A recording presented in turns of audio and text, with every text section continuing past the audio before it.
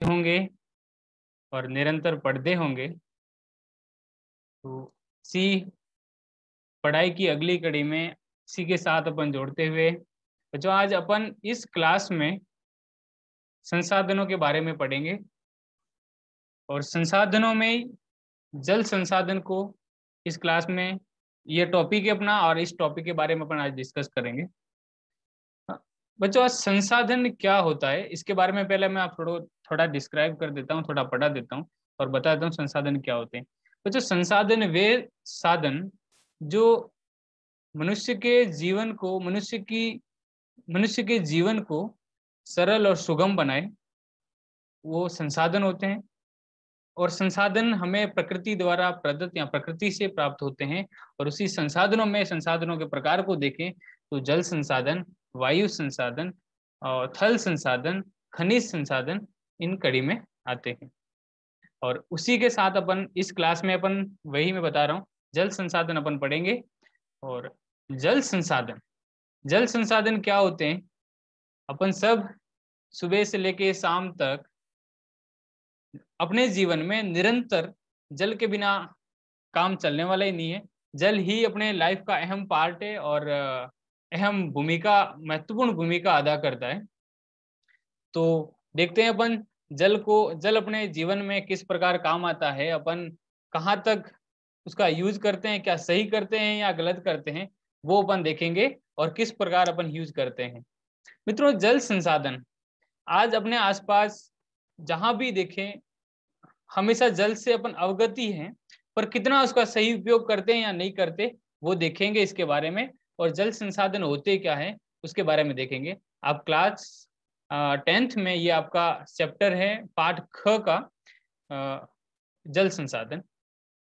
बच्चों आपने वर्ष 2008 में बिहार के उत्तर बिहार के कोची प्रदेश में आए बाढ़ को देखा होगा। यहाँ आपने सुना होगा टीवी पर, समाचार पत्रों, आकाशवाणी में, या ऊपर बाढ़ की विशिका या उसका विध्वंसकारी प्रलयकारी रूप आपने देखा होगा। और उस बाढ़ में कितनी जान माल की क्षति हुई वो भी आपने देखा होगा। यह जानकर आपको घोर आश्चर्य होगा कि ये जल जहां एक और तो प्रलय और तांडव करता है और दूसरी ओर मानवीय आवश्यकता को सरल और सुगम बनाकर सभ्यता भी बनाता है। यही वजह है कि विश्व को लगभग सभी सभ्यताओं का विकास नदी घाटी में हुआ है, नदी घाटी या नदियों के किनारों पर हुआ है। बच्चों इसका कहने का तात्पर्य यह है कि अपन जल को देखते हैं, एक और तो यही जल जो कितना मानवीय जीवन को एकदम तहस नहस या एकदम त्राही त्राही कर देता है कि कितना एकदम विध्वंसकारी उसका रूप होता है। और दूसरी ओर इसी जल के किनारे मानव बचता है, मानव बचना भी पसंद करता है जल के किनारे। क्या इसके वही कारण अपन देखते हैं, मानवीय सभ्यताओं का विकास इसी नदी घाटी के किनारों पर होता है। आधुनिक औद्योगिक युग में भी जल कहीं विद्युत पैदा करने में प्रयुक्त हो रहा है तो कहीं औद्योगिक मशीनों को ठंडा करने में उपयोग आ रहा है या काम में लिया जा रहा है। जैसा कि आपको पता है कि पृथ्वी की सतह का 3/4 भाग जल से ढका हुआ है। 3/4 भाग यानी कि आप देखेंगे 71% या प्रतिशत पूरी पृथ्वी का भाग है जो जल से ढका हुआ है। उसी के साथ अपन देखेंगे 29% वहां पर थल भाग है यानी कि स्थल भाग है, और दूसरी ओर अपन देखेंगे कि वहां पर जल भाग है यानी कि 71%। इसका मतलब है 3/4 भाग है जो जल से ढका हुआ है। लेकिन अधिकांश जल लवणीय है, वो पीने योग्य नहीं है, वो एकदम खारा जल वहां पर है जो मनुष्य के जीवन में काम नहीं आ सकता, वो इतना खारा जल है। और स्वच्छ जल सतही अपवाह और भूमिगत स्रोतों से प्राप्त होता है। जैसे कि अपन देखते हैं जो अपने पीने योग्य जल है या स्वच्छ जल है वो तरातल के सतह पर, और सतह पर जल कहाँ से आता है वो आपको देखना होगा कि वर्षा से आता है जल। और भूमिगत स्रोत वो स्रोत जो भूमि के अंदर होते हैं, इट मीन्स सतह के अंदर से, जो अपन नल कूपों कुओं आदि के माध्यम से उसको बाहर निकालते हैं, जैसे कि हेडपंप है, आपने देखा होगा हेडपंपों के माध्यम से, ट्यूबवेल के माध्यम से, कुओं के माध्यम से अपन उसको बाहर निकालते हैं और वही अपने आजीवन और आजीविका चलाने के लिए काम में लेते हैं, जैसे कि पीने के लिए और अपने दैनिक दिनचर्या के लिए, कृषि के लिए, पशुओं के लिए अपन भूमिगत जल का उपयोग करते हैं या और साथ ही साथ सतही जल का उपयोग करते हैं। इन स्रोतों का सतत नवीनीकरण पुनर्भरण जलीय चक्र द्वारा होता है। मैंने पहले ही आपको कहा जलीय चक्र द्वारा, इट मींस इसका मतलब ये है कि जलीय चक्र यानी कि पुनर्भरण कहाँ से हो रहा है, वर्षा से हो रहा है। आप देखते हैं 12 महीने में 4 महीने अपने यहाँ पर वर्षा होती है, उसी के साथ उस वर्षा के दौरान जो सारा अपन ने उपयोग किया है, वो जो जल पृथ्वी से सतह से अपन ने निकाला है, वो धीरे धीरे वर्षा के माध्यम से 4 महीने वापस बढ़ता है और वापस उसके बाद में अपन उसका उपयोग करते हैं। इसी कारण जल का नवीनीकरण है वो निर्बाध्य गति से चलता रहता है। इसी के अपन आगे देखते हैं जल के स्रोत। जल के क्या क्या स्रोत हैं, इट मीन जल अपने को कहाँ कहाँ से मिलता है, इसके बारे में अपन ये पढ़ेंगे। पृथ्वी के अधिकतर स्तर पर जल की उपस्थिति के कारण पृथ्वी को नीला ग्रह कहा जाता है। आपने देखा होगा, आपने पढ़ा भी होगा कि पृथ्वी को नीला ग्रह क्यों कहते हैं। पृथ्वी को नीला ग्रह इसलिए कहते हैं कि पृथ्वी के अधिकतर भाग पर, मैंने कहा अभी आपको 71 यानी कि 71% भाग पर क्या पाया जाता है, जल पाया जाता है, इसलिए पृथ्वी को अपन नीला ग्रह कहते हैं। यह जीवों की उत्पत्ति का महत्वपूर्ण कारक है। जल के बिना जीवन संभव नहीं है। अपन सौर मंडल के 8 ग्रह में से अपना एक ग्रह है जो पृथ्वी है। पिछले 8 ग्रह, पृथ्वी के अलावा पीछे बचे 7 ग्रहों में जीवन संभव नहीं है। कारण यही है कि वहां पर जल नहीं है, इसलिए वहां पर जीवन संभव नहीं है। पृथ्वी पर जल है वो विभिन्न रूपों में पाया जाता है। विभिन्न रूपों में पाया जाता, वो किस रूपों में पाया जाता है अपन देखते हैं। जैसे कि पृष्ठभूमिय जल, यानी कि भूमि के जो सतही पर है, जो पृष्ठ पर है, वो उसको अपन कहेंगे पृष्ठ यानी भूपृष्ठीय जल। दूसरा है वो भूमिगत जल। भूमिगत जल यानी कि जो भूमि की सतह के जो नीचे पाया जाता है, उसको अपन कहेंगे भूमिगत जल। दूसरा होता है वायुमंडलीय जल। वायुमंडलीय जल क्या होता है, जो जल वाष्प के रूप में वायु में उपस्थित होता है तो फिर वो बादल बन के अपने वापिस सतह पर बरसता है, इसलिए वह होता है वायुमंडलीय जल। और चौथा है आपका महासागरीय जल। बच्चों महासागरीय वही जो मैंने कहा आपका पृथ्वी का 71% भाग है वो महासागरों और सतह पर पाया जाता है। और जो पृथ्वी का जो संपूर्ण जल है, आप एक आयतन माना जाए कि जो जल आयतन माना जाए, वो पृथ्वी का संपूर्ण जल का 96.5% महासागरों में पाया जाता है। कितना बड़ा अमाउंट है, और वो सब कुछ जल लवणीय है, वो सब खारा है, वो अपने पीने योग्य नहीं है, अपन उसको नहीं पी सकते, इतना खारा जल है वो। और उसका रीयूजेबल भी अभी नहीं होता, वो रीयूजेबल एक प्रकृति के द्वारा होता है। वो प्रकृति के द्वारा कैसे होता है आप जानेंगे कि जैसे कि वर्षा होती है। वर्षा कैसे होती है, जब सूर्य का तापमान पृथ्वी पर पड़ता है, जल वाष्प बनकर ऊपर उठता है और वही जल वापस बादलों के द्वारा सतह पर आते हैं और वहां पर वर्षा करते हैं। यह प्रकृति द्वारा ही एक फिल्ट्रेट हो सकता है। एक मानवीय जीवन द्वारा या मानव द्वारा, अपन ह्यूमन बीइंग के आधार पर अभी उस जल को, इतने बड़े अमाउंट को अपन यहाँ स्वच्छ जल नहीं कर सकते। अपन आगे देखते हैं। अपन जैसे कि अभी मैंने आपको बताया, इस मैप में आपको मैं बताना चाहूंगा कि यह पृथ्वी का जो आपका नीला भाग दिखाई दे रहा है वह जल है, वो सारे समुद्र है, वो सारे महासागर है। और ये नीला नीला सब भाग है, ये सब महासागर हैं। यहाँ पर सब संपूर्ण रूप से जल पाया जाता है, और जो बर्फ के रूप में भी है, उत्तरी गोलार्ध और दक्षिणी गोलार्ध में बर्फ के रूप में भी पाया जाता है। और ये सब है। और दूसरा जो आप कलरफुल में जो मैप है, ये आपका जो स्थल भाग है, स्थल मंडल है, जो पृथ्वी का एक संपूर्ण पृथ्वी का मात्र 29% ही है। और जो मैंने कहा कुल जल का 96.5% जल है, वो सब ये जल है, यहाँ पर जो जल पाया जाता है। ठीक है बच्चों, आई थिंक मुझे लग रहा, मुझे आपको शायद समझ में आ रहा होगा, आप अच्छे से समझ रहे होंगे। चलो आगे बढ़ते हैं। जल, इस जल के कुछ प्रकार जो मैंने बताए थे क्या होते हैं, जल के स्रोत कहाँ कहाँ से। जो पहला है अपना भूपृष्ठीय जल। भूपृष्ठीय जल क्या होता है, जो धरातल की सतह पर पाया जाता है।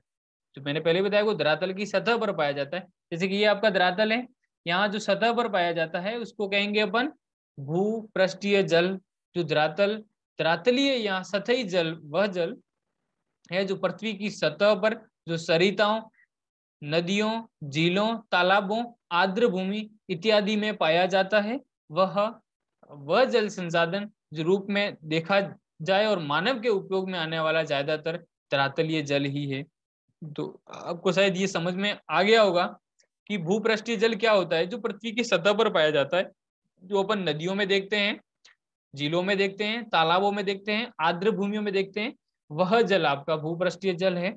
और सबसे सर्वाधिक मानव जीवन में जो उपयोग में आता है वो आपका धरातलीय जल है। अब धरातलीय जल ही है, जैसे कि नदियां हैं और नदियों को रोककर फिर बांध बना लेते हैं, फिर नहरों के द्वारा अलग अलग जगह पर सतहों पर भेजते हैं अपन, वही जल है जो धरातलीय जल है, अपन उसका उपयोग करते हैं। और मानवीय जीवन में सर्वाधिक जो उपयोग में आने वाला जल है वो भूपृष्ठीय जल है।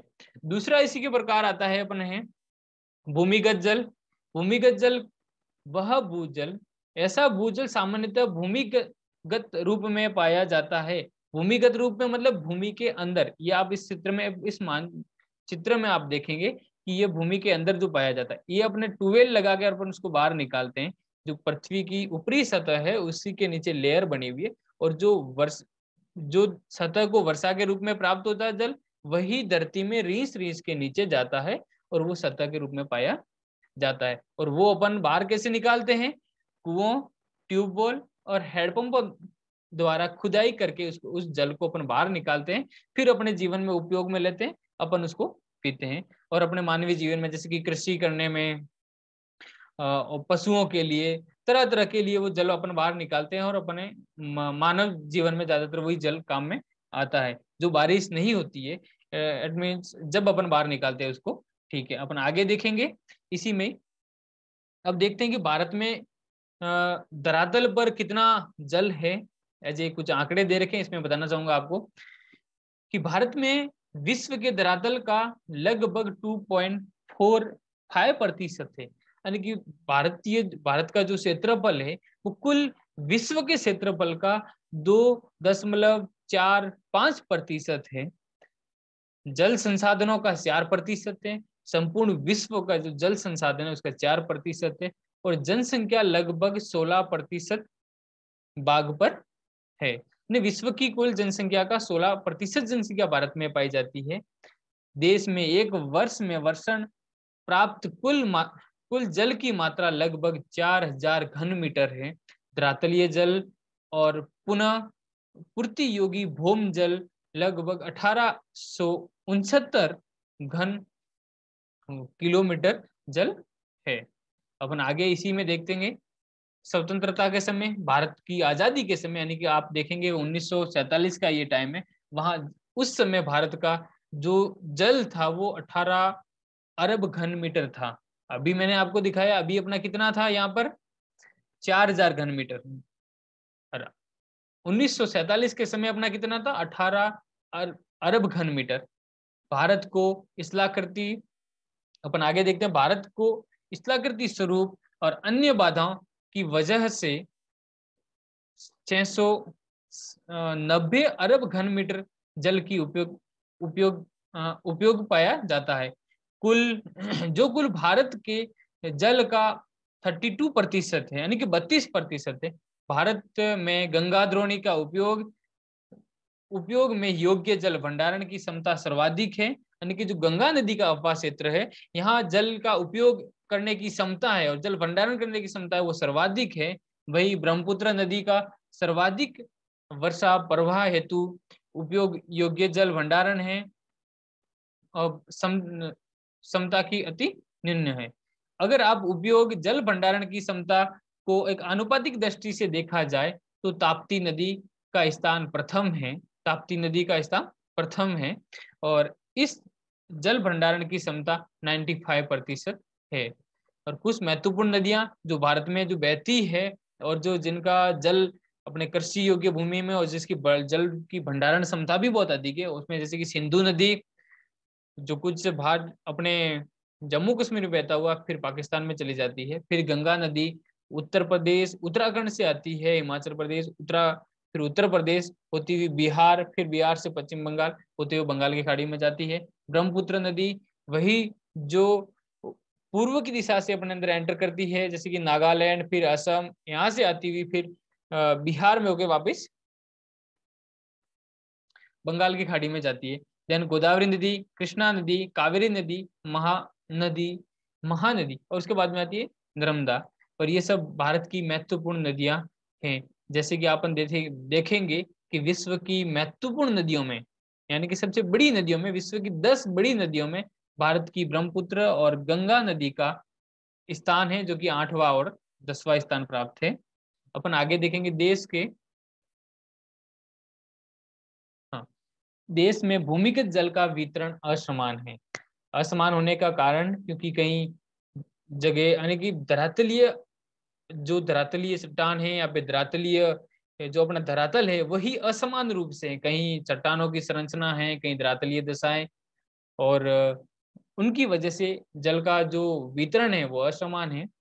इस पर चट्टानों की संरचना, धरातलीय दशा, जलापूर्ति के स्रोत जैसे तत्व का प्रभाव पड़ता है। यानी कि असमान होने के क्या क्या कारण हैं? वो चट्टानों की संरचना और धरातलीय की दशा, किस प्रकार का धरातल है, और जलापूर्ति यानी कि वर्षा का जो जल अपन को कहाँ से जल अपन को कौन पूर्ति करता है? वर्षा करती है, यानी कि जल की पूर्ति करने वाली वर्षा है। तो वर्षा का जहां जहां प्रभाव पड़ेगा, इसलिए भूमिगत जल का आपको असमान वितरण मिलेगा। जैसे कि आपको देखने को मिलेगा, जैसे कि अपना पश्चिमी राजस्थान है, पश्चिमी राजस्थान का जो मरुस्थल है, थार का मरुस्थल पाया जाता है, वहां पर सबसे कम वर्षा होती है, और कम वर्षा होने के कारण वहां सबसे कम जल पाया जाता है।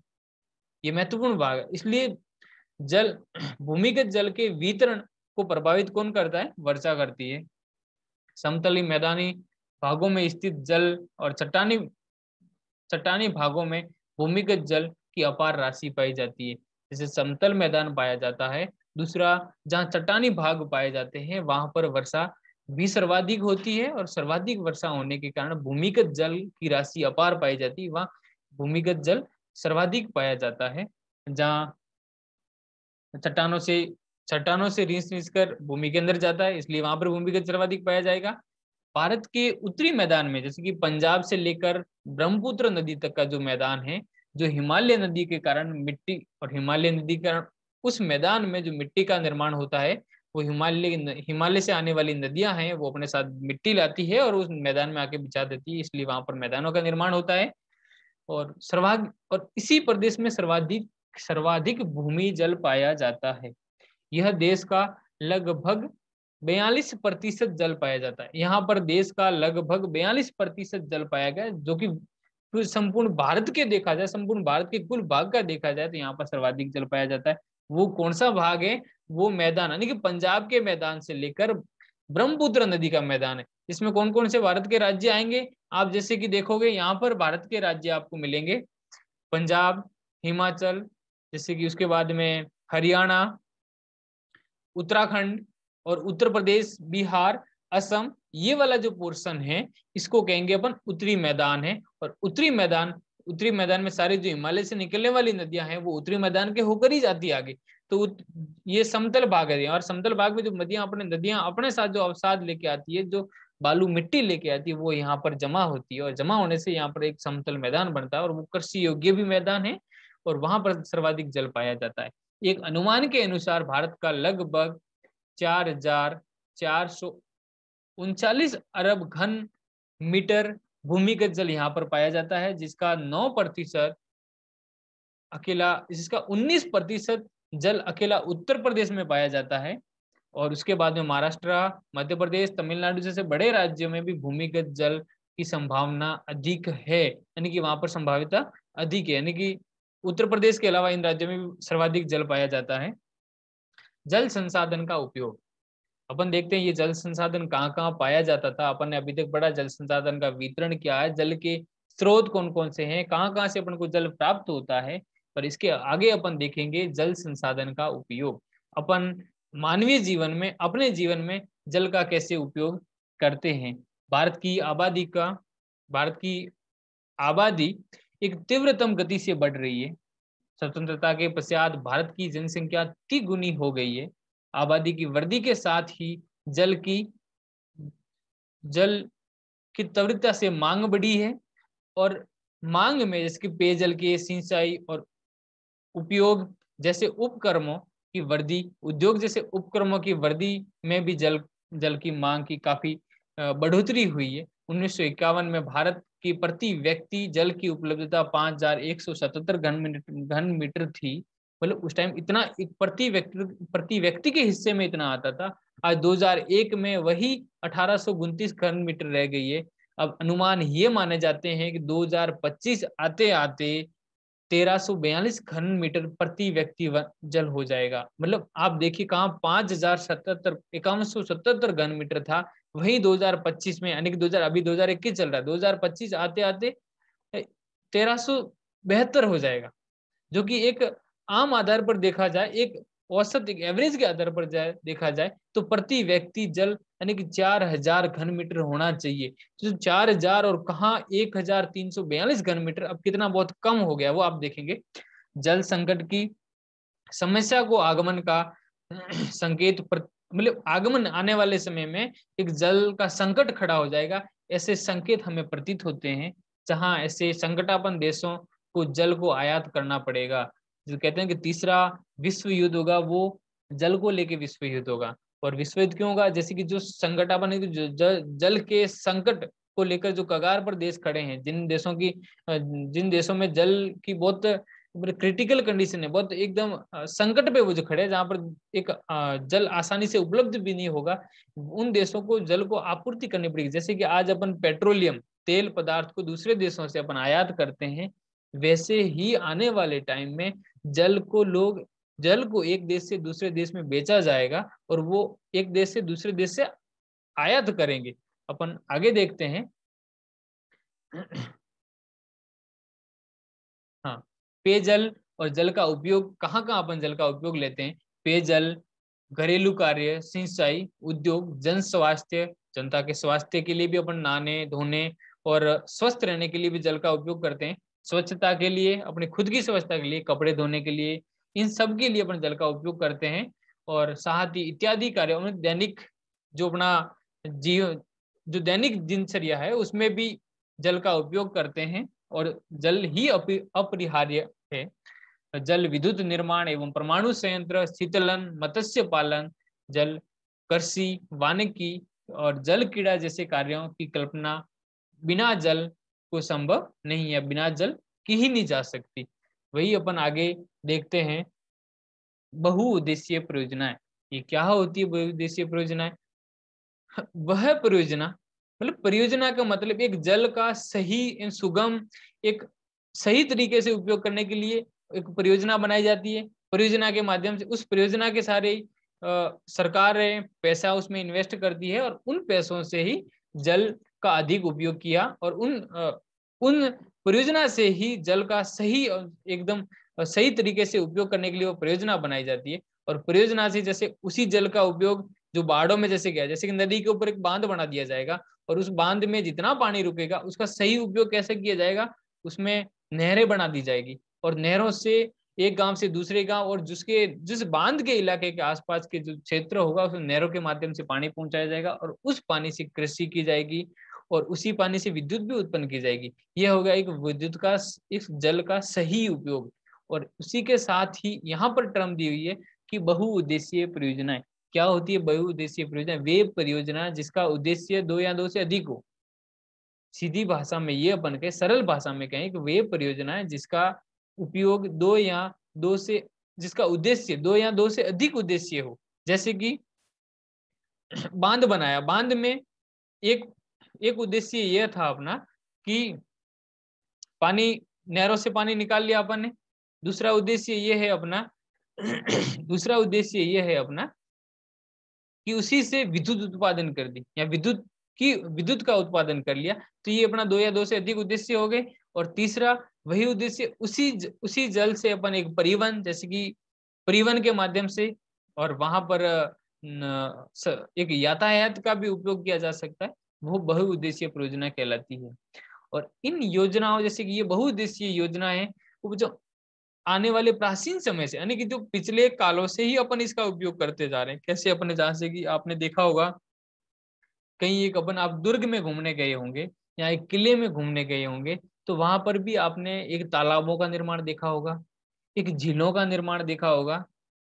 वो सब यानी कि अपन जो मानव जीवन जब से प्रारंभ हुआ है जल के किनारे हुए, तो जल का हमेशा उसके जीवन में एक महत्वपूर्ण उपयोग रहा है, एक भूमिका रही है। उस जल के बिना मानव जीवन ही संभव नहीं है। तो हमेशा से मानव किस तरह जल का उपयोग करता है, जैसे प्राचीन ग्रंथों एवं अन्य ऐतिहासिक अभिलेखों से ये स्पष्ट होता है कि ईंट पत्थरों, मिट्टी, मलबों के सहारे झीलों या अन्य जलाशयों के तटबंध और नहरों जैसी उत्कृष्ट कृतियां बनाई जाती थी। आप वापस इसको मैं पढ़ना चाहूंगा कि प्राचीन ग्रंथों एवं अन्य ऐतिहासिक अभिलेखों में अपन यह स्पष्ट होता है कि ईंट पत्थरों एवं मिट्टी, मलबों के सहारे झीलों या अन्य जलाशयों का तटबंध और नहरों जैसी उत्कृष्ट कृतियां बनाई जाती थी। और इसी यह यह परिपाटी नवीन नहीं है। हमने आज कई नदियों या बांध बनाए। स्वतंत्रता प्राप्ति के बाद देश को आर्थिक रूप से निर्भर बनाने के लिए तथा देशवासियों के जीवन स्तर को सुधारने के लिए योजनाओं का निर्माण हुआ, योजनाएं निर्मित हुई। इसमें नदी घाटी परियोजनाओं पर विशेष बल दिया गया। जैसे कि आप बहुउद्देशीय नदी परियोजना है, अपने प्रधानमंत्री पंडित जवाहरलाल नेहरू ने इसे आधुनिक भारत का मंदिर कहा है। आधुनिक भारत का मंदिर इसलिए कहा है, क्यों कहते हैं अपन आधुनिक भारत का मंदिर, यानी इन परियोजनाओं के माध्यम से भारत का आर्थिक विकास होगा, मानवीय जीवन का, मानव के जो जीवन का, भारत की जो प्रजा है, भारत की जो जनता है, उनका जो आर्थिक विकास होगा और उनका जो जीवन स्तर होगा वो सुधरेगा और ऊपर उठेगा। इसलिए इसको आधुनिक भारत का मंदिर कहा है।